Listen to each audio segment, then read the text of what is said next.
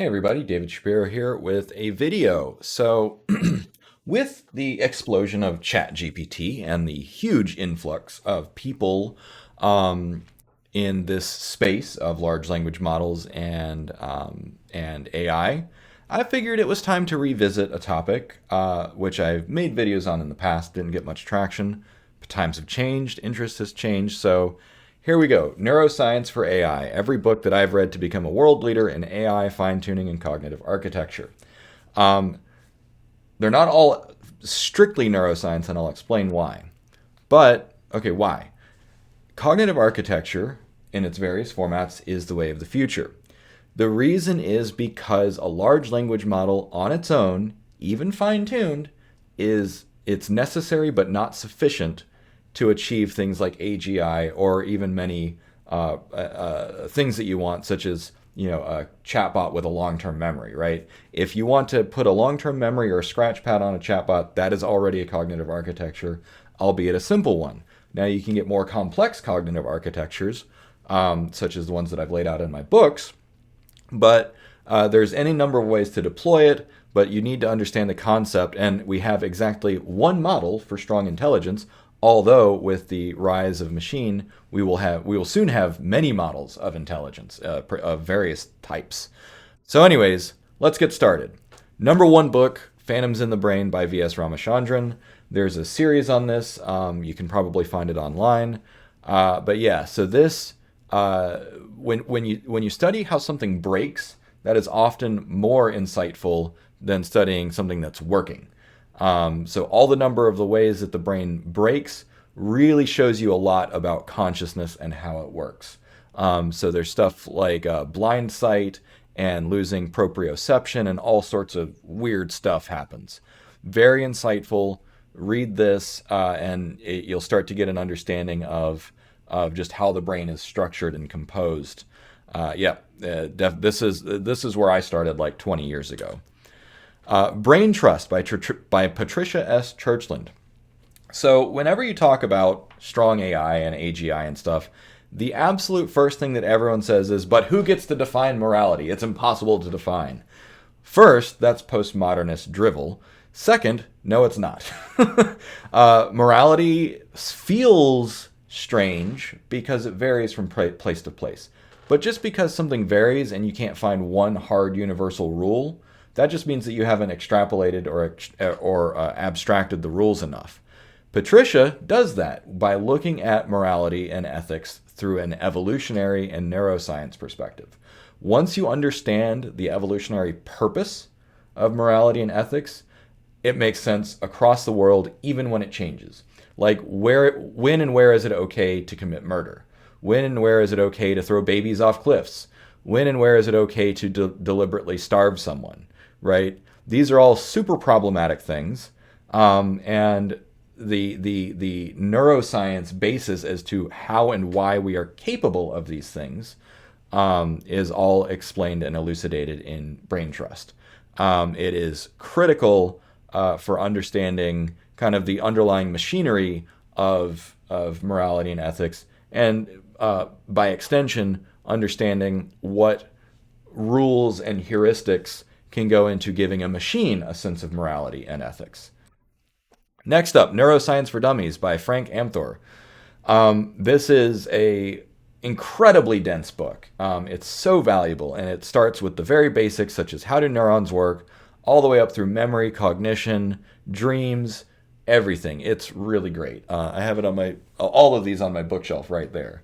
But I cannot stress this one. It's really dense. It's like 3 miles wide, but an inch deep. But it gives you a really good overview, a very good survey of neuroscience. 1,000 Brains by Jeff Hawkins. So this one made a big splash a couple years ago, and he's got a good history in terms of things that he's worked on and a pretty good theory. I don't think it's a complete theory, but it is very important to understand that the brain is composed of some kind of repeating circuits or components, and then you can extrapolate that out into microservices or other things in the AI space. Again, can't recommend this one enough. I don't think it's the be-all, end-all, but it's still very valuable information. On Task by David Bader. This one is an unsung hero.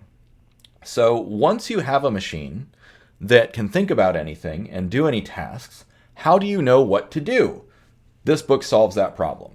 So staying on task, or cognitive control, is the problem.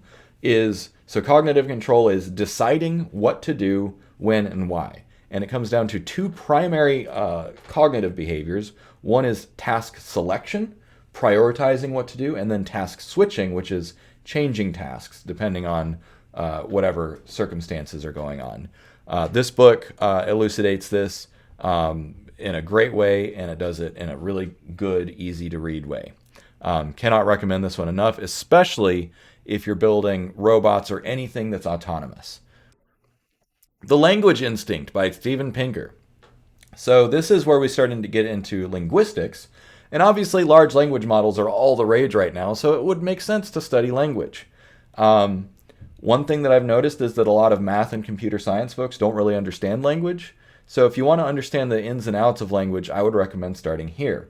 Now, this book is a little bit dated, but it is still very, very highly selling because of it's kind of a cardinal work in the field. Some of the stuff is contested now, but it puts it together in a way that makes you think about language and how infinitely flexible it is. And it will dispel a lot of myths that you have about language. And you if you read this, I hope you will come to the same belief that I have, which is that natural language is absolutely strong enough to carry us through AGI and beyond. The Forgetting Machine by Rodrigo Quiroga. I'm probably saying his name wrong. Someone recommended this to me on, I think it was YouTube, about a year or so ago. And this one is really important for understanding, one, memory. Of course, it's talking about the forgetting machine. But two, how low bandwidth our brain is. It's in terms of what our brain is able to do on just a few kilobits a second or a few megabits a second at most. It's incredible. And so he lays it all down. He gives examples, does the math. And this will really make you think about how much information actually needs to get transferred and stored for a cognitive architecture. And the answer is not as much as you think. The Checklist Manifesto by Atul Gawande. Now you might say, this is a business book, why is it in a neuroscience list? And I say, BS, this is 100% a neuroscience book, because he elucidates why we need checklists. There are limitations to our brain in terms of following procedures and designing procedures, and also for coming up with rules, for systemizing things. This book is absolutely one of the most important books you will read of this century. Case closed. It will teach you about the different kinds of lists and procedures. So for instance, you might say, oh, well, you can't make a procedure for that because you have to follow rules. But what if one of the steps is, do something like go back to another step or solve a problem, or it's, you can have very open-ended stuff. You don't need stuff that is very, very rigid. Or sometimes a checklist is not even a list of steps. It's a list of principles to follow. And so it's not linear, right? There's all kinds of things you can do with checklists. And I have found that large language models understand checklists extraordinarily well. This is one of the most powerful tools you will read when doing anything with large language models and cognitive architectures. I promise you. Read this book. It's also not that long. The Pattern Seekers by Simon Baron-Cohen. So this is about autism and how systemizers have driven much invention throughout all of human history. And there's a reason I read this book, and it's because I suspected that I'm on the spectrum. I score incredibly high on systemizing, and I'm weird. But anyways, that's beside the point. This book talks about patterns, pattern recognition, and pattern generation, and also systemizing things. Also, did you notice that one of these pencils is out of place? Oh my God. I wonder if he did that on purpose. Anyways, so patterns. I cannot stress enough how much patterns drive everything. All of intelligence is patterns. Nested patterns, fractal patterns, whatever. It all comes down to patterns. So you read this book, you will get a better fundamental understanding of not just ordinary intelligence, but super intelligence. How do you build a machine that's a savant? Read this book. Reading Like a Writer by Francine Prose. Again, you might say, like, why are we talking about writing? Well, large language models are all the rage right now. So maybe take the opinion of someone who has studied language. Yeah, so I promise that if you read this, especially if you are not trained in rhetoric or language, if you're coming from math and computer science, read this book. It will give you a fundamentally new understanding of how written language works, which, of course, if you're working with large language models, you need to understand this. I'm salty about this, by the way. I'm not going to criticize anyone, but like the reason that I'm frustrated is because so many people say, oh, well, language is kind of useless, it's too squishy or whatever. And I'm like, no, natural language is absolutely the most powerful invention we have. I will die on this hill, and I will not get off my soapbox. Thank you very much. Similarly, it was the best of sentences, it was the worst of sentences by June Casagrande. Or Casagrande, I don't know. Anyways, this is a similar kind of book, which talks about the smallest complete unit of language, which is the sentence. And this is an entire book about sentences and sentence structure and how sentences work and how to write good sentences. You read this book, it will make you a better prompt engineer. Both of these books. You will understand more about what it takes to communicate from one brain to another, or a brain to a machine, or a machine to a brain with the written word. So yeah, read these books. If you came from journalism or rhetoric or English or any kind of language discipline or humanities, philosophers are really great at using language. So a lot of philosophy majors don't have a problem with language because they're experts in it already. But if you're coming from math and computer science, read these books. And that's it. So thanks for watching. I have read all of these books and a whole lot more, that whole bookshelf.